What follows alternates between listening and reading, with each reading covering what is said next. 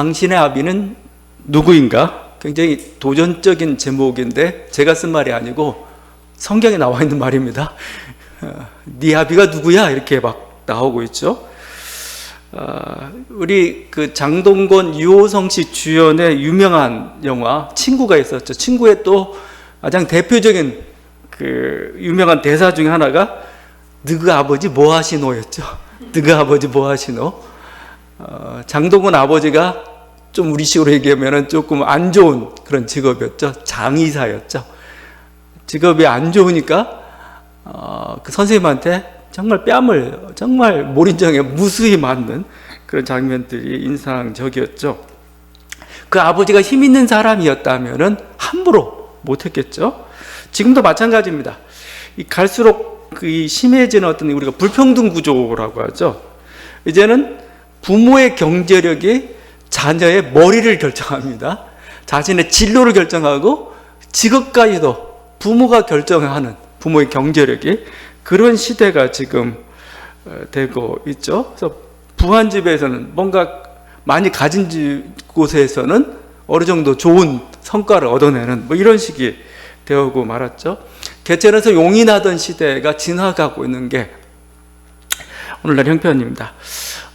그런 점에서 이번 그 서울과 부산 그 시장 보궐선거가 있었죠. 거기서 뭐 여러 가지 그 투표 성향들이 있었는데 눈에 띄었던 게 20, 30대 그 젊은 청년들의 그 어떻게 보면 현 정부를 향한 하나의 분노 투표라고도 이렇게 얘기하죠.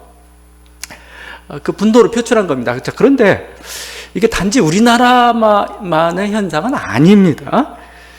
이 젊은 세대들의 분노, 20대, 30대 이렇게 대표되고 있는데 아예 그런 용어들이 나오기 시작했습니다. 밀레니얼 세대, 밀레니얼 제너레이션이라고도 하고 밀레니얼 푸어족이라고 표현합니다. 푸어, 가난하다는 거죠. 왜냐하면 하나 이게 우리가 세대 문화가 있는 것 같습니다. 21세기에 들어와가지고 굉장히 뭔가 이렇게 사회가 굉장히 우리가 보통 신자유주의라고, 신자유주의는 뭐냐면 경쟁을 아예 노골화시킨 겁니다. 경쟁을 노골화시키고 그러다 보니까 모든 게 거대 기업 위주로, 그래서 우리 골목 상권이라는 게 다 사라져버리는, 그러니까 대표적인 조그만 중소기업들이 사라지고 대기업들만 이렇게 존재하게 되는 이익을 취하는 그런 체제가 되어가고 있죠. 또 2000년 들어서 연속된 경제 위기들이 있었죠. 우리는 뭐 IMF 사태가 가장 결정적이었죠. 근데 세계는 뭐 2008년도에 신용 위기 같은 것도 미국 사회에도 굉장히 심각한 거였고, 지금 코로나 위기 이것도 거의 뭐 기업이 뭐 새로운 신규 직원을 뽑지는 않으니까요. 이런 경제 위기 연속, 그런데다가 21세기는 뭐 스마트폰이나 이런 뭐 컴퓨터 이런 걸로 대표되듯이 컴퓨터나 전자산업이 비약적으로 이제 4차 산업까지 얘기되는, 그러다 보니까 이게 컴퓨터 전자산업이 발달했다는 거 뭐냐면 더 이상 뭐요? 인력이 필요가 없어요, 많이. 우리 뭐 버스 회사만 봐도 그래, 운전사 하나만 필요해요. 옛날에는 안내양도 있었고 뭐 다 그런 일자리 필요 없습니다. 나중에 운전사도 필요 없을지 몰라요. 그게 일자리가 자꾸 줄어들어. 이런 현상 속에서 우리 직격탄을 맞은 게 청년 세대인 거죠. 이들은 또 역설적으로 대학 졸업자는 더 늘어나고 있습니다. 아마 그런 현상 때문에 지체 현상일 수도 있습니다. 자꾸 신자유주의가 되다 보니까 일자리는 줄어드니까 보여요. 거기서 자꾸 요구하는 거예요. 졸업장을 자꾸 요구하는 거고, 또 이렇게 우리가 보통 예비군이라고 하죠. 좀 시간을 자꾸 딜레이 시켜야 돼요. 좀 대학생들이 졸업을 안 하려고 막 이러죠. 뭐 이런 식으로 이렇게 가는데, 하여튼 뭔가 이 학업에 쏟는 비용들은 많아졌는데 거기에 대한 대가는 더 줄어들거든. 어떻게 보면은 이게 우리나라만 하는 현상이 아니고 전 세계적으로 지금 일어나고 있는 그런 현상들이죠. 그래서 어떻게 보면은 아버지들, 이웃 아버지가 자기의 젊은 세대는 경쟁 대상이에요. 경쟁 대상. 왜냐하면 저들이 물러가야 저 자리가 내 자리가 되는데 안 물러가요. 막 버티고 있는 거죠. 치열한 경쟁이 일어나고 있죠. 대신 이웃의 아버지는 경쟁자지만 내 아버지는 뭐요? 부자여야 돼요. 그래야 나의 실패를, 나의 모든 과정들을 견뎌주고 나를 지원해 줄 수가 있는 거죠. 어느 때보다 세대 갈등이 굉장히 심각해져 가고 있죠. 이번에 뭐 어떤 여러 가지 그런 현상들이 표출된 게 바로 이 투표로 좀 나타나고 있고, 강남권 같은 데 보게 되면 강남권은 예나 지금이나 똑같아요. 자신이 이미 기득권, 불평등 구조의 상위 정도에 차지하고 있거든요. 이거 안 놓겠다는 겁니다. 이거 건들지 말라는 거예요. 지금 계속 투표 성향을 보면 항상 그렇게 나타나고 있어요. 어쩌면 현 정부가 이렇게 참패하게 된 원인 중에 하나는 그런 어떤 불평등의 기득권 구조 속에서 뭔가 과감한 개혁 조치들이 취해졌어야 되는데 엉거주춤하니까 그냥 그게 분노로 폭발을 했던 거죠. 여전히 너가 아버지 뭐 하시노가 굉장히 중요한 그 시대가 되어가고 있고, 지금 우리들 가장 큰 문제 중에 하나, 이런 불평등 구조, 어떻게 잘못하면 신분 구조까지 얘기하는 산상으로 가고 있는, 이걸 깨트려줘야 됩니다. 깨트려주고 모두가 공평하게 기회가 주어지는 그런 것들을 만들어내는 것, 그리고 그걸 이제 전사의 공동체가 보호해줘야 되죠. 보호하고 키워주고 해야 되죠. 그래서 요즘 젊은 세대를 향해서 아버지보다 더 가난한 세대가 될, 옛날에 항상 아버지는 가난했고 자녀가 이렇게 벌어서 이렇게 가게를 살리는 그런 개념이잖아요. 그게 아니고 이제는 뭐예요?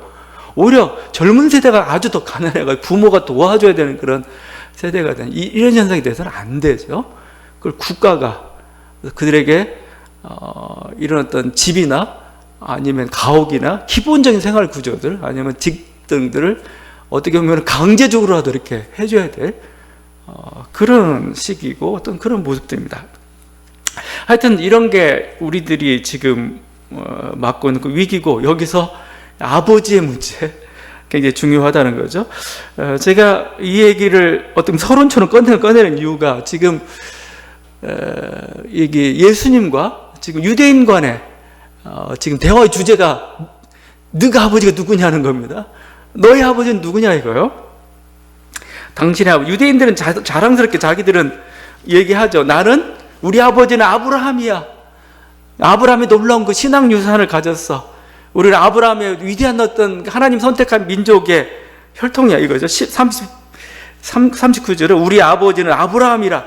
예수님 인정해. 37절에 나도 너희가 아브라함의 자손인 줄 아느라. 이게 자랑처럼 얘기하고 있는데, 여기에는 우리 아버지가 아브라함이다 라고 얘기할 때는 우리 앞에서 얘기했지만 이 두 가지, 하나는 자랑스러움이고 하나는 뭐요? 또 편협함이 또 사실은 들어가 있는 거죠. 나는 이런 모든 혜택을 나만 누리겠어, 뭐 이런 거. 그렇지만 뭐죠? 나를 오늘 있게 만든 위대한 분이야. 두 가지가 같이 공존하고 있습니다. 어느 민족마다 이런 시조들이 없는 민족이 없죠. 옛날 고대 로마는 자기는 트로이의 후손이다 라고 했습니다. 그래서 나중에 그쪽으로 이렇게 수도를 천도하려고 그랬어요. 우리가 서로마 동로마 갈라질 때 그 중요한 원인 중에 하나가, 우리는 고대 트로이의 후신세, 우리 그쪽으로 수도 옮기겠다, 그게 통했던 거죠. 그 뭐 여러 가지 있습니다. 아마 그리스 쪽은 자기는 알렉산더의 후예다 이렇게 할 겁니다. 몽골 쪽은 우린 칭기스칸의 후예야 이럴 거예요. 북구도 있죠. 북구는 뭐라 할까요? 북유럽 같은데 우린 바이킹의 후손이다. 아니면 우리는 오딘의 자손이다. 뭐 우리나라도 있죠. 우리는 당군의 후예라고 하죠. 우리는 당군의 후예. 우리 조상이 당군이다. 지금은 거의 잊히다시피 했는데, 우리는 한때 단기 연호를 사용을 했습니다. 금년이 몇 년인 줄 아세요? 단기로 4354년입니다. 항상 서기력에 2021년에 2333 더해가지고 막 계산하고 막 그랬었죠. 단기년을 썼던 때가 있어요. 단군으로부터 기원했던 그 때를 우리의 민족의 출발로 했던 거죠. 자, 여기 뭐 주님이 이 아브라함의 자손이라는 그것을 거부하는가? 아브라함의 자손이라는 걸 거부하는 게 아니고, 아브라함의 자손이라고 하면서 자손답게 살지 않은 것을 지금 비판하고 있는 겁니다. 지금 왜? 39절이죠. 아브라함의 자손이면 아브라함이 행한 일들을 할 것이거늘 너희는 그거 그렇지 않는다는 거죠. 아브라함이 무슨 일을 했습니까? 아브라함이 무슨 일을 했는가는 아브라함에게 주어졌던 하나님의 어떤 약속 세 가지죠. 그걸 우리는 기억하는 게 좋습니다. 아브라함 부를 때 세 가지 약속을 줬어요. 땅을 주겠다는 거죠. 그 다음에 위대한 민족을 이루겠다. 강성한 민족을 이루겠다. 마지막 하나가 굉장히 독특한 거였고, 어떻게 보면 그래서 이건 어떻게 보면은 뭐 하나님의 부르심이라고 할 수밖에 없는데, 너를 통해서 천하 만민이 복을 얻게 하겠다. 이게 복의 근원이라는 거죠. 한 민족을 부르실 때 이런 세 가지 약속을 가지고 둘렀던 건데, 이스라엘이 자랑하는 건 뭐예요? 두 가지죠. 땅하고 위대한 민족. 좀 더 나아가서 이게 복의 근원으로서의 삶까지 우리가 인정한다면 주님은 아브라함의 자손이 이것을 너네 좋다 얘기할 겁니다. 그런데 어떻게 보면 민족 이기주의에, 민족 이기심에 똘똘 사로잡혀 있어서 진리를 보지 못하고 있는 그들의 모습을 지금 비판하고 있는 거죠. 근데 대부분의 민족 시조라고 할 때 정말 다 똑같아요. 땅하고 위대한 민족을 이뤘던 때 그걸 자꾸 우리 민족의 시조로서 삼고 그걸 이상으로 이렇게 가려고 하는 게 보통, 그래서 우리 조상은 하고 있으면 되게 안 좋아요. 굉장히 민족주의로 가득 차 있는 그런 모습이죠. 그런데 저는 그와 반면에 우리가 단군의 자손이라는 것은 저는 괜찮다고 봐요. 건국 이념이 괜찮아요. 우리가 단군의 자손이라는 게 아브라함의 자손처럼 좀 더 우리는 좀 단군의 자손을 좀 살렸으면 좋겠어요. 왜냐하면 민족을 부르신 성서적 개념과 어떻게 보면 굉장히 일치하는 모습으로 나가고 있어요. 단군은 폭력적이지 않습니다. 단군은 제국주의적이지 않고 민족 중심적으로 그렇게 귀착된 개념이 아니에요. 민족을 살리면서도 민족 어떤 그 제국주의로 이렇게 나가지 않았던, 이기적으로 가지 않았던 게 단군 조선, 우리가 고조선의 건국 이념이었던 거죠. 저는 오히려 이걸 살려야 된다고 보는데, 여러분 건국 이념은 여러분 잘 알고 있잖아요. 두 가지, 홍익인간, 제세이화. 홍익인간과 제세. 홍익인간이 뭐예요? 널리 인간을 이롭게 한다. 널리 인간을 이롭게 한다는 건 뭐, 인간을 알고 생명을 얻게 하고 더 풍요롭게 한다는 거잖아요. 저는 이것은 창세기 1장 28절의 정신이라고 생각해요. 주님이 민족을 이루면서 생육하고 번성하라고 그랬잖아요. 어떻게 우리가 인간이 생육하고 번성해요? 나라마다, 각 민족마다 자기의 자결권을 가지고 뭐죠? 여기서 자손들을 낳고 풍성한 생명을 누리는 것. 이게 하나님께서 창세기 1장 28절에 인류를 향한 명령, 그 축복이었어요. 그게 홍익인간의 정신에 들어가 있는 겁니다. 제세이화도 괜찮아요. 제세이화가 뭡니까? 제세이화가 그 세상을 이치로 교화한다잖아. 세상을 이치로 교화한다. 이건 어떻게 보면은 저는 이스라엘의 계약법 정신에 들어갔다고. 계약법이란 게 뭐, 이스라엘 계약법의 핵심이 평등 정신입니다. 정의를 세우겠다는 거예요. 객과 고아와 가난한 자를 돕고 불평등한 하나의 가족 공동체를 이루게 하겠다는 겁니다. 이스라엘 계약법의 핵심이죠. 그냥 여기에 부유한 자, 어떤 신분이 나뉘고 왕과 뭔가 이렇게 평민이 그런 체계가 아니고 모두가 다 한 형제로서 형제 공동체로서 살아갈 수 있는 걸 밝힌 게 계약법인 겁니다. 계약법. 제세이화의 정신이라는 게 바로 이치로서 모든 사람들을 다스린다는 거죠. 평등과 정의로운 나라를 가르치는 거. 그럼 고조선이 2333년 건국됐습니다. 기원전 2333년. 제가 오늘 이 단군조선 고조선 얘기 좀 오래 좀 하려고 하는 건데, 근데 2333년에 건국됐는데 그게 언제 망한 줄 아세요? 거의 역사적으로 따지면 2000년을 존속했던 국가입니다. 2000년.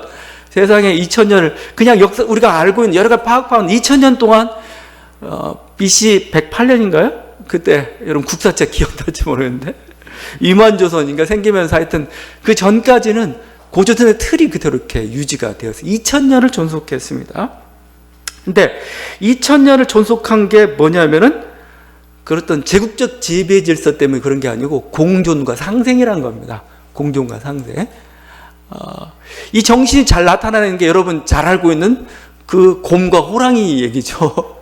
이 굴속에서 40일 동안 뭐 마늘만 먹고 뭐 해서 곰하고 당군하고 결혼하고 뭐 이 얘기인데, 그냥 옛날 우화처럼 보지 말고 이거 실제였다는 겁니다. 실제 역사.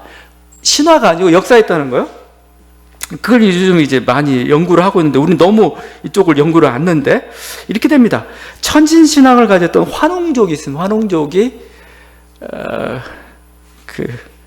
갑자기 자꾸 당군 얘기하다 보니까 내가 허경영 된다는 느낌이 들어서, 허경영처럼 뭔가 황당한 얘기하는 것 같은데, 이게 그만큼 우리 조상들이 너무 알고 있지 못하다는 겁니다.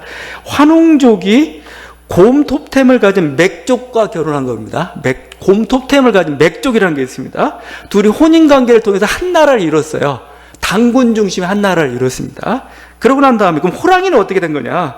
호랑이는 범토템을 가진 예족이라는 게 있습니다. 저쪽 두만강 쪽 이쪽으로 들어가는 예족이 있습니다. 예족이 제후국 형태로 자치권을 얻은 겁니다. 이렇게 신화가 아니고 실제 역사가 그렇게 전개가 된 겁니다.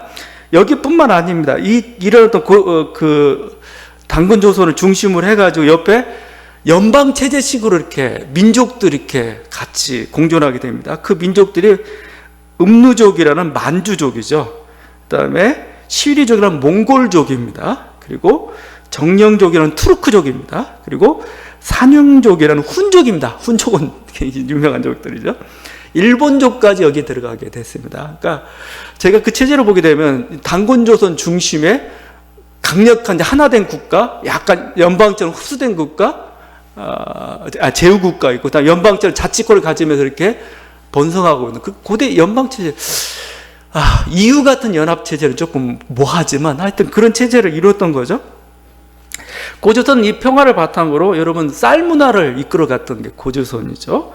청동기 문화를 이끌어갔습니다. 그리고 고운돌 문화를 발전시켰던 게 고조선이었고, 우리 언어학적으로도 우리가 쓰고 있는 말들이 여기서 다 형성이 되었던 거죠.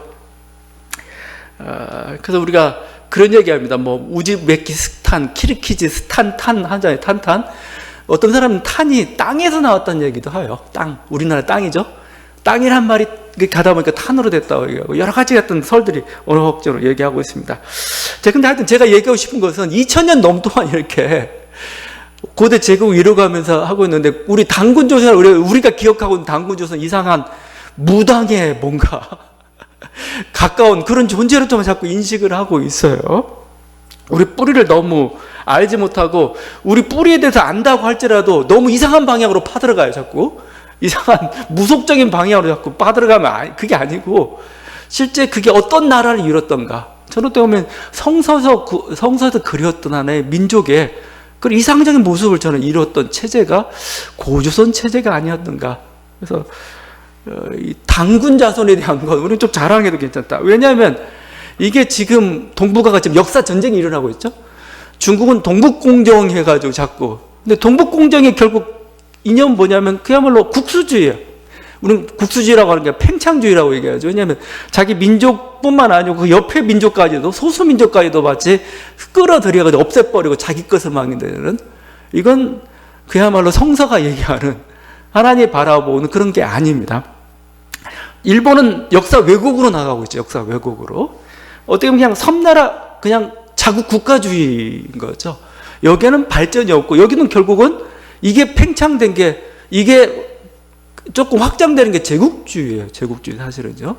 남의 나라를 침략해서 자기 민족의 이익을 취하는, 그러면서 어떻게 보면 또 민족주의를 얘기하면서 포용으로 못 가는 그런 게 되죠. 배타로 가고 배제로 가고 안 좋은 의미를 자꾸 작용을 하고 있습니다.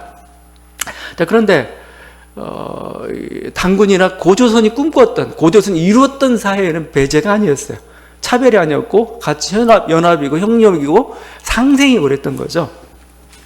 어떻게 보면 오늘날 우리들이 살려야 될 그런 것이고, 동북아 평화를 위해서 사실은 필요한 어떤 민족적 이상이라고 저는 생각을 하고, 민족이라는 게 사실 그런 방향으로 가도록 이렇게 우리들이 계속해서 새로 계속해 줘야 됩니다. 그렇지 않으면 모든 나라가 뭐예요? 자기 자민족 중심으로 자꾸 가고, 그런 역사만 자꾸 개발해 버리고 말죠.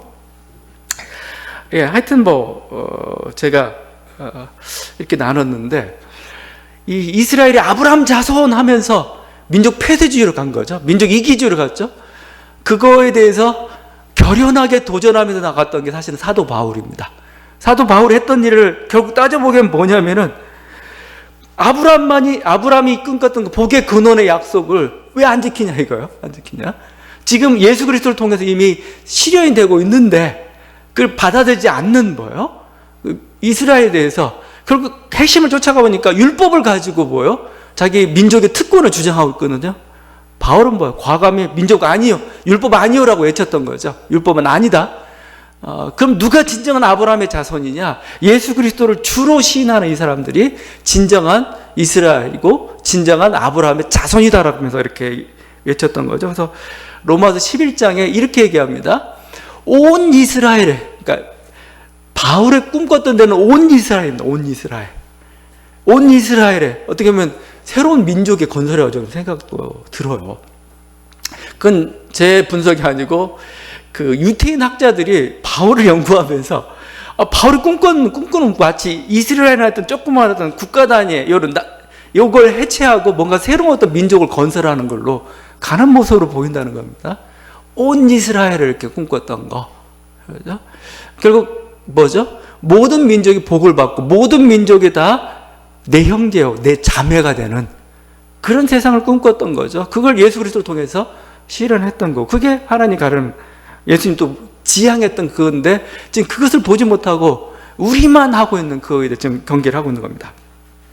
예수님은 이런 진리를 따르지 않는 유대인들 향해서 아브라함의 자손은커녕 이제는 마귀의 자식이라고 하죠. 마귀의 자식. 거기 나와 있죠. 우리 44절이죠. 너희 아비 마귀에게서 났으니 너희 아비의 욕심대로 너희도 행하고자 하느니라. 그는 처음부터 살인한 자여 진리가 그 속에 없으므로 진리에 서지 못하고 거짓을 말할 때마다 제 것으로 말하나니 이는 그가 거짓말쟁이요 거짓의 아비가 되었음이라.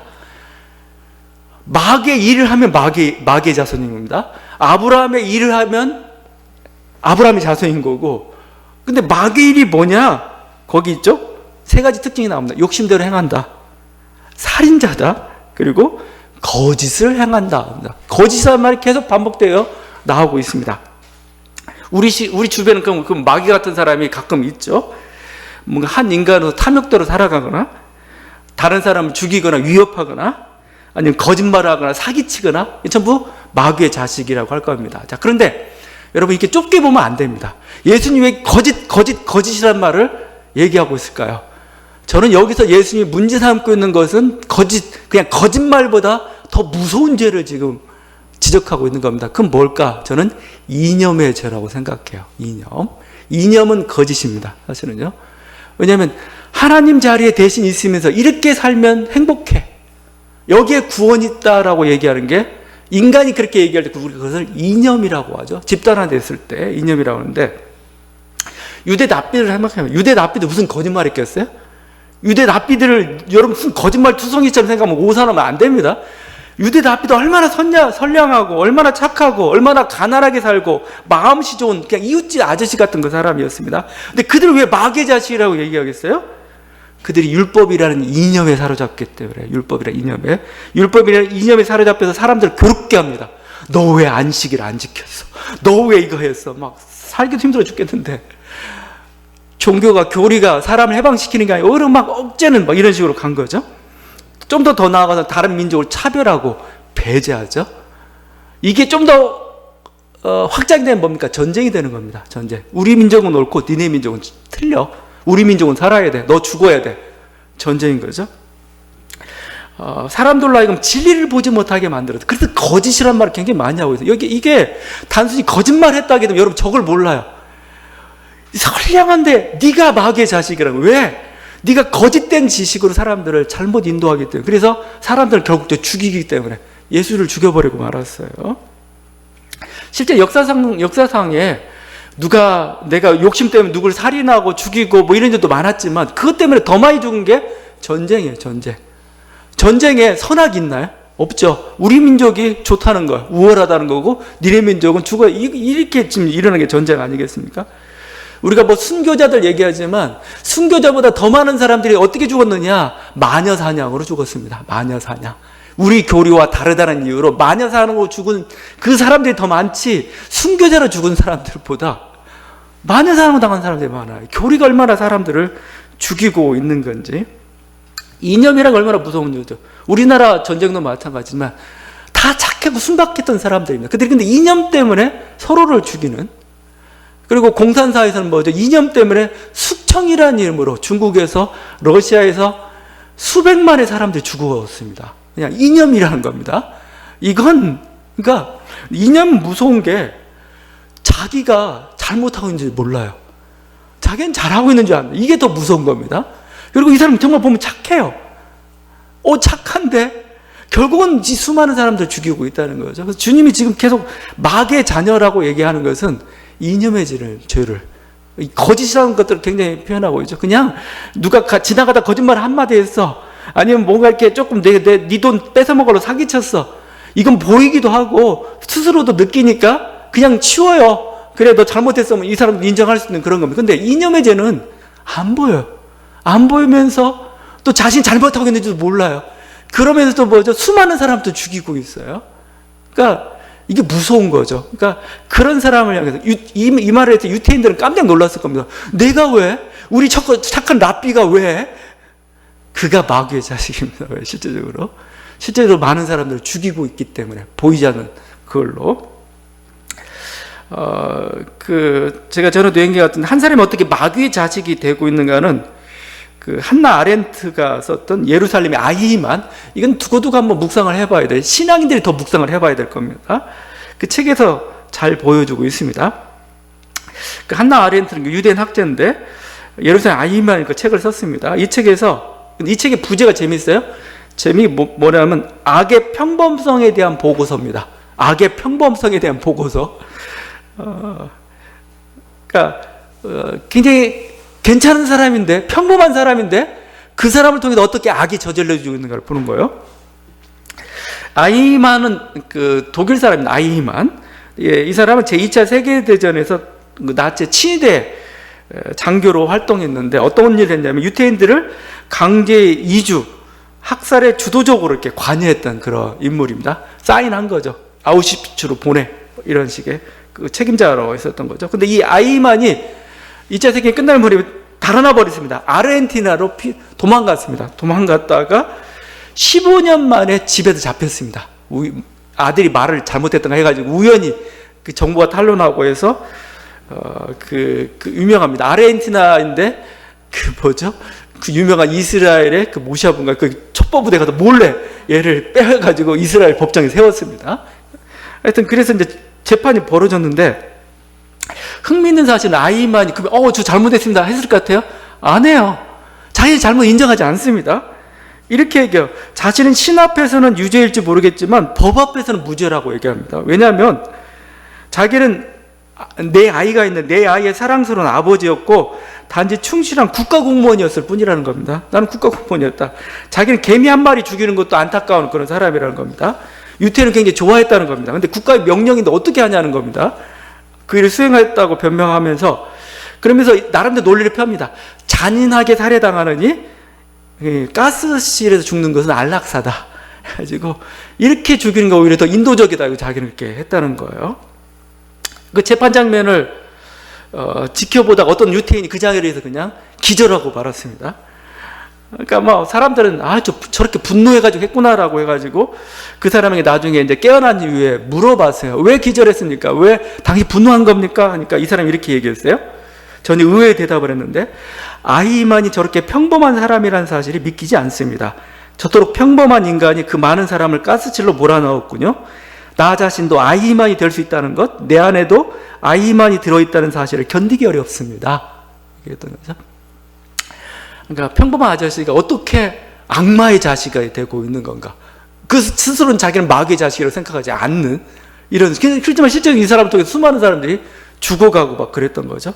근데 이 책을 썼던 한나 아렌트가 지극히 평범한 사람에 의해서 벌어지는 이 엄청난 죄악을 보면서 그들이 무슨 잘못했는가를 이렇게 정리한 겁니다. 그러면 뭔 잘못한 거냐?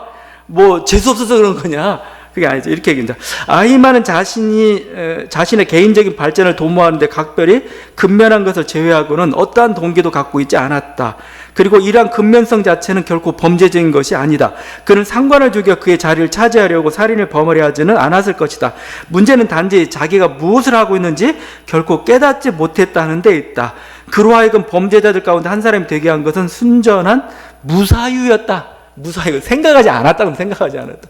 생각 좀 해봐. 그죠? 네가 지금 서류에 사인하고 있는데 이게 무슨 의미인지를 한번 생각해 보란 거예요. 나는 충실한 공무원이니까 나라의 국가의 말에 복종해야지. 그게 아니고 내가 사인했을 때 결과 이게 무슨 정책적인 걸 생각해 보고 아니면 뭐야 아니다라고 얘기할 거고 이게 더 이상 못하겠으면 그 직업을 포기해야 되죠. 근데 안 했다는 겁니다. 이거 생각하지 않았다는 거. 신앙인들에게 신앙인들은 깨어 기도하지 않았다는 겁니다. 깨어. 지금 마귀가 어떻게 우리를 염탐하고 있는, 우리의 생명을 노리고 있는지 잘 보면서 해야 되는데 안 해요. 신앙인들이 생각하지 않고 신앙인들도 굉장히 그냥 일반적인 교리를 따라가지고 목회자의 말을 따라가지고 어떤 교회 분위기를 따라가지고 해요. 그럼 여러분 잘못하면 여러분도 마귀의 자식이 될 때가 더 많고 마귀의 자식은 교회 안에 더 많아요. 사실은요. 왜냐하면 진리를 조금 이렇게 예수를 죽였던 사람은 유태인들이었어요. 가장 성경을 많이 알고 있다는 유태인 랍비들이 예수를 죽였던 거죠. 똑같은 일은 지금도 일어나고 있습니다. 여러분이 아무 생각도 없이 깨워서 기도하지 않고, 그래서 주님이 하신 말씀이 자기를 부정하란 말을 하고 있잖아요. 자기 부정이란 결국 뭐예요? 항상 우리는 고민해봐요. 내가 하고 있는 결정이, 내가 하고 있는 생각이 이게 옳은 거냐, 이게 하나님의 뜻이냐를 계속 물어봐야 됩니다. 우리는 그러면서 이렇게 나가야 되는데 전혀 물을 생각을 안 해요. 그냥 안 하고 옳은 거니, 그러다가 결국은 여러분이 다른 사람을 죽이고 말 겁니다. 실제 죽이고 있어요. 누가 기독교 교리 때문에 차별을 당하고 배제를 당하고 죽어갔다면은 바로 우리가 그렇게 했을 수가 있습니다. 실제 아무 생각 없이 그냥 따라가는, 아무 생각 없이 동조하고 구호를 같이 외치는 그 사람이 바로 그렇게. 그래서 이념의 죄가 무서운 거예요. 이렇게 교리의 죄가 무서운 거고, 지금 마귀의 자식이라고 얘기할 때 지금 예수님이 염두에 뒀던 건 뭐냐? 단순한 거짓과 단순한 살인이 아닙니다. 실제 잘못된 교리를 가지고, 잘못된 이념을 가지고 사람을 이렇게 현혹시키고 있는, 그거에 대해서 아니다, 그걸 따르는 자들에 대해서 마귀가 그랬잖아요. 너 안 죽어. 이게 넌 하나님처럼 돼. 이게 이념인 겁니다. 이게 거짓이었잖아요. 근데 바로 그 일을 따르고 있는. 자, 요한복음은 그래서 처음부터 그렇게 얘기합니다. 진리를 따르는 사람이 진리의 사람이고, 그게 아브라함의 자손인 거고, 그게 하나님의 자녀인 겁니다. 더 이상 혈통으로나 육정으로나 그게 아니죠. 요한복음 1장 12절에 영접하는 자 곧 그 이름을 믿는 자들에게는 하나님의 자녀가 되는 권세를 주셨으니 이는 혈통으로나 육정으로나 사람의 뜻으로 나지 아니하고 오직 하나님께로서 난 자들이라. 혈통, 이 핏줄이라는 아주 끈끈한 거, 아주 그냥 우리 구속한 그거로부터 아니다라고 선언하고 있습니다. 사람의 육정, 어떤 취미나 인간의 어떤 성향으로 모이는 그것도 아니다라고 말합니다. 사람의 뜻, 뭔가 이념과 결사단체 같은 그것도 아니라는 겁니다. 그게 그런 식으로 해서 나타나는 게 하나님의 그건 인간의 자녀고 마귀의 자녀라고 얘기하는 거죠. 하나님의 자녀는 뭐예요? 하나님께로부터 난 자들이고 진리 안에 거하는 자들입니다. 진리를 따라 사는 사람이 바로 하나님의 자녀라고 하는 거죠. 하나님의 말씀을 듣는 자가, 말씀에 순종하는 자가 하나님의 자녀인 거지, 내 핏줄이니까, 내가 어디 단체에 소속되어 있으니까 그게 아니라는 겁니다. 심지어 핏줄일지라도 진리를 쫓지 않으면 신앙의 눈으로 보면 내 형제가 아니에요. 아무리 놈이고 아무리 피부색이 달라도 뭐예요? 저가 진리 안에 있다면 뭐예요? 저는 우리의 형제다. 이게 예수님 말씀인 거죠. 하나님의 말씀을 듣는 자가 하나님의 자녀입니다. 오늘 말씀을 계속 얘기하죠. 나는 내 아버지에게서 본 것을 말하고 너희는 너희 아버지에게서 들은 것을 행하느니라. 하나님께 속한 자는 하나님의 말씀을 듣나니 너희가 듣지 아니함은 하나님께 속하지 아니하였음이로라. 여러분 누구의 말씀을 듣고 있습니까? 여러분은 이렇게 보면 돼. 언제 가장 화나는지 보세요. 화나는지.